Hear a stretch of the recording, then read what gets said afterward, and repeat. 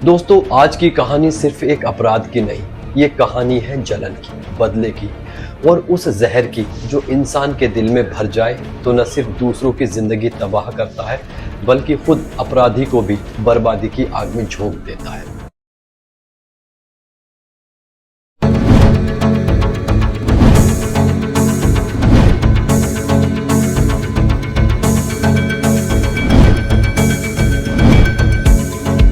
5 नवंबर 2016 की शाम उत्तर प्रदेश के इलाहाबाद जिले का एक छोटा सा गांव रामगढ़ कोठारी। 6:30 बजे का समय था। खेतों की पगडंडी पर 3 बहनें रेखा, राधा और श्रेया लौट रही थी। चारों तरफ सन्नाटा, आसमान पर अंधेरा और तभी अचानक एक पल्सर मोटरसाइकिल आकर रुकती है। 2 अनजान युवक, उम्र से नौजवान। बहनों ने सोचा शायद ये लोग रास्ता पूछेंगे, मगर अगले पल जो हुआ उसने हमेशा के लिए सब बदल दिया।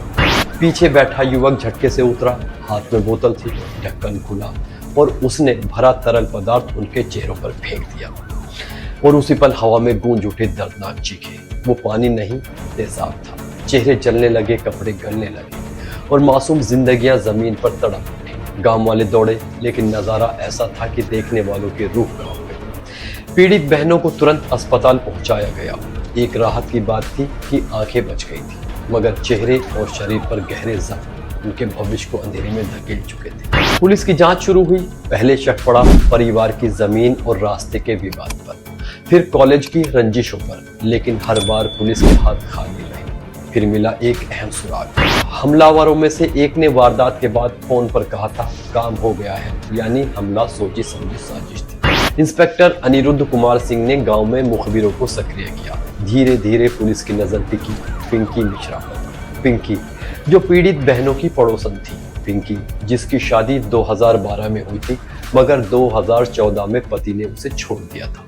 पिंकी जिसका कॉलेज के दिनों से ही एक रिश्ता था, नफीस उर्फ जया से। जब उसकी ससुराल टूट गई, वो मायके लौट आई और तभी से उसकी नजर अपनी पड़ोसन राधा पर थी, जिसकी शादी उसी गांव में हो गई थी जहां कभी उसकी ससुराल थी। जलन और हीन भावना पिंकी के दिल में जहर बनकर घुल चुकी थी। उसे लगता था कि ये तीनों बहनें उसका मजाक उड़ाती हैं। और फिर जब रेखा की शादी तय हुई, पिंकी ने ठान लिया इनके चेहरे बिगाड़ दूंगी ताकि ये कभी खुश न रह पाए। पिंकी ने अपने प्रेमी नफीस से कहा, अगर मुझसे सच में मोहब्बत करते हो तो इन तीनों पर तेजाब फेंको।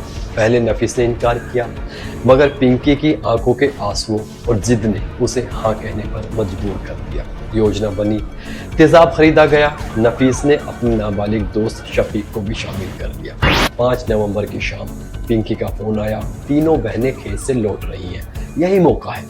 और फिर वही खौफनाक वारदात अंजाम दी गई। पुलिस ने फोन कॉल डिटेल्स निकाले। साफ था घटना से पहले और बाद में पिंकी और नफीस लगातार संपर्क में थे। आखिरकार नफीस टूट गया और जुर्म कबूल लिया। पिंकी, नफीस और शफीक गिरफ्तार हुए। तेजाब फेंकने वाले दुकानदार रमाकांत यादव को भी पकड़ा गया। पिंकी और नफीस पर धारा 326A और 120B के तहत मुकदमा चला। शफीक को बाल न्यायालय भेजा गया और यह साबित हो गया कानून से कोई नहीं बचता। तेजाब से झुलसी बहनें जिंदगी भर उस दर्द और दाग के साथ जीती रही। रेखा की शादी टूट गई। राधा और श्रेया का भविष्य भी धुंधला हो गया। आईना उनका दुश्मन बन गया। दूसरी तरफ पिंकी और नफीस जेल की कोठरी में कैद हो गए। तो दोस्तों, प्यार और बदले का ये खेल 3 मासूम जिंदगियों को दर्द और आग में झोंक गए। लेकिन याद रखिए, जुर्म करने वाला भी कभी बच नहीं पाता। इस केस में पीड़िताओं ने अपने चेहरे पर जख्म झेले, लेकिन अपराधी भी जेल की सलाखों में सड़ते रह गए। न समाज में इज्जत बची, न रिश्ते, और जिंदगी भर के लिए उनका भविष्य भी बर्बाद हो गया।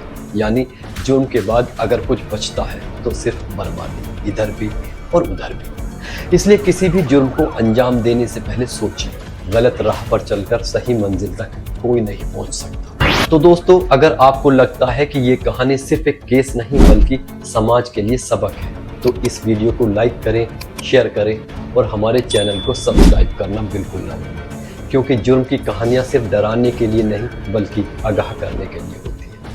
फिर मिलते हैं एक और सच्ची कहानी के साथ। तब तक के लिए टेक केयर।